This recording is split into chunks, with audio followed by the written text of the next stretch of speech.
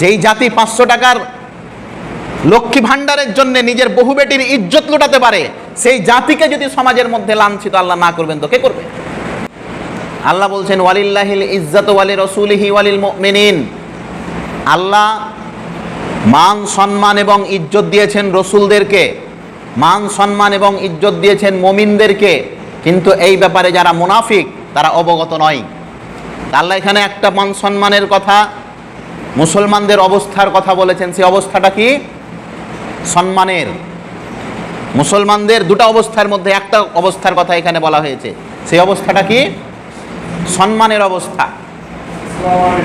অপর একটি অবস্থার কথা বর্ণনা আল্লাহ তাআলা কোরআন মাজিদের মধ্যে বলেছেন, যুরিবাত আলাইহিমুল জিল্লাতু ওয়াল মাসকানা ওয়া বাউ বিগাদাবিম মিনাল্লাহ।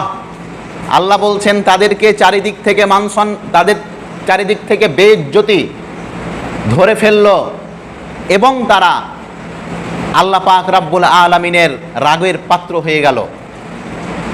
অত্র দুটি আয়াতে আল্লাহ মুসলমানদের দুটি অবস্থার কথা বলছেন, এক মান সম্মান ইজ্জত, আর আরেকটি বর্ণনা করছেন আল্লাহ যে মুসলমানেরা বেইজ্জত হবে। এই দুটি যে আল্লাহ অবস্থার কথা বলেছেন কোরআনে, আপনাদের কাছে প্রশ্ন, বলেন এই দুটির মধ্যে আজকে আমরা কোনটাতে আছি? কথা আমার বুঝতে পারলেন না? আল্লাহ মুসলমানদের দুটি অবস্থা বর্ণনা করেছেন, এক মান সম্মান, একটা হচ্ছে অসম্মান। আজকে আমাদের অবস্থা ভারতবর্ষ ব্যাপী পুরো বিশ্বতে কোন অবস্থা? সম্মানের। একজন বিবেকবান মানুষ কোনোদিনই এটা বলতে পারে না যে পুরো পৃথিবীতে আজকে মুসলমানদের যেটা অবস্থা, এটা কোনো সুস্থ মানুষের, সুস্থ মন মানসিকতার ব্যক্তির হতে পারে না। আজকে বার্মা থেকে নিয়ে চেচেনিয়া, আজকে কাশ্মীর থেকে নিয়ে ফিলিস্তিন, আজকে পূর্ব তুর্কিস্তান থেকে নিয়ে পৃথিবীর এখানে ওখানে প্রত্যেকটি জায়গায় যেই জাতি অভিভাবকহীনভাবে হত্যা হচ্ছে, সেই জাতির নাম আজকে মুসলমান। আরে গরু ছাগলকে জবাই করতে গেলে একটা বিবেক থাকে, কিন্তু মুসলমানদেরকে জবাই করতে গেলে আজকে কোনো চিন্তা ভাবনা লাগে না।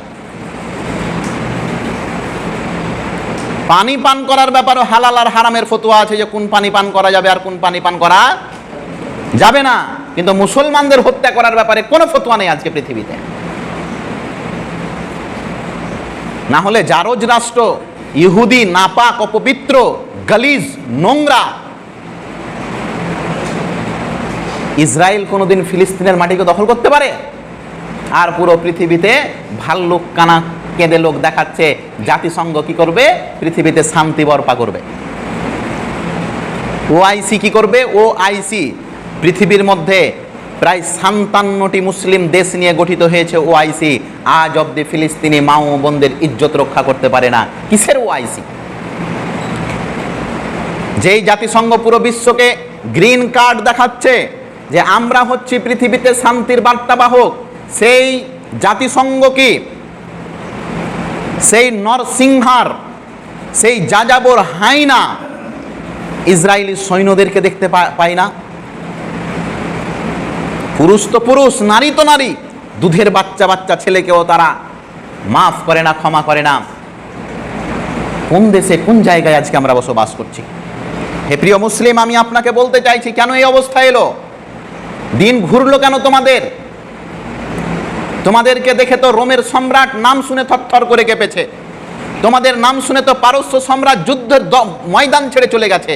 তোমাদের নাম শুনে তো তোমাদের শত্রুরা নিজের বাড়িঘর ছেড়ে দিয়ে আল্লাহ রসুলের কদম মোবারকের নিচে এসে, পায়ের নিচে এসে আল্লাহ নবীর কাছে জীবন ভিক্ষা চেয়েছে। আজকে সেই জাতি উদ্বস্ত জাতি। আমাকে আফসোস লাগছে এই কথা বলতে যে আজকে আমাদের অস্তিত্বটা কোথায়? যেই জাতি 500 টাকার লক্ষ্মী ভান্ডারের জন্য নিজের বহু বেটির ইজ্জত লুটাতে পারে, সেই জাতিকে যদি সমাজের মধ্যে লাঞ্ছিত আল্লাহ না করবেন তো কে করবে? বাড়িতে বেটা এবং বেটিকে যদি একবার হাসপাতালে ভর্তি করতে হচ্ছে, একবার হাসপাতালে ভর্তি করতে হচ্ছে, তা আজকে আমাদের সমাজের অধিকাংশ লোককে পরের কাছে হাত পাততে হচ্ছে, হয় না? কথা আমার বুঝতে পারেন না? অধিকাংশ লোক যখনই 2, 4, 5, 10 হাজার 20 হাজার টাকার তার অভাব পড়ছে, তখন এই অভাবটা পূরণ করতে পারে না। পারছে? আমার ছেলেকে হাসপাতালে ভর্তি করেছি গো, আমার মেয়ে স্ত্রী খুব অসুস্থ, 3 দিন থেকে হাসপাতালে ভর্তি, 20,000 টাকা ধার দেন। আবার ওই বাড়িতে যখন বেটির বিয়ে, তখন এমন লাইট লাগিয়েছে রাস্তায় যে লাইটের দামই শুধু 20,000। এই জাতি উত্থান, এই জাতির জন্য আল্লাহর নবী দোয়া করেছিলেন, রব্বিক ফিরলি, হে আল্লাহ তুমি এরাকে ক্ষমা করো, রব্বিক ফির ফাইন্নাহুম লা ইয়ালামুন, আল্লাহ এদেরকে ক্ষমা করে দাও, এরা আমাদেরকে চিনে না। প্রিয় ভাই, মনে রাখবেন, এই দুনিয়ায় শ্বাস প্রশ্বাস নেওয়া কোনো সফলতার পরিচয় নয়। এই দুনিয়াতে মান সম্মান এবং ইজ্জত নিয়ে যদি আমরা মুহূর্ত বেঁচে থাকি, এটাই আলহামদুলিল্লাহ। 100 বছর জীবন চেন আল্লাহর কাছে, আল্লাহর কাছে এই জীবনটা চান, 1 মিনিটই হোক আল্লাহ সির যেন উঁচু করে বেঁচে থাকতে পারি।